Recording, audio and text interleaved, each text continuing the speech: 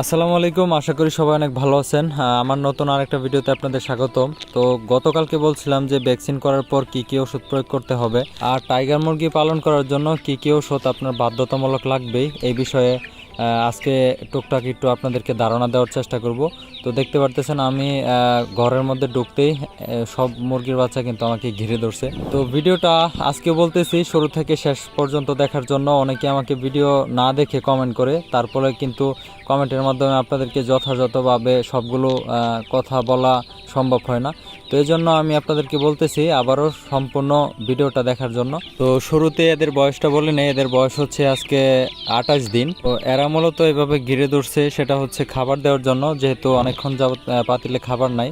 তো আরও আধা ঘন্টা পরে এদেরকে একবারে রাত্রেরটা সহ খাবার দেওয়া হবে। তো যে কথা বলছিলাম সেটা হচ্ছে ভ্যাকসিন করার পর অনেকে কী ওষুধ দিবে সেটা জানে না, বা ভ্যাকসিন করার পর কিন্তু মানুষের ক্ষেত্রেও সাধারণত জ্বর আসে শরীরে। তো মুরগি বা অন্যান্য পশু প্রাণীর ক্ষেত্রে সেম একই।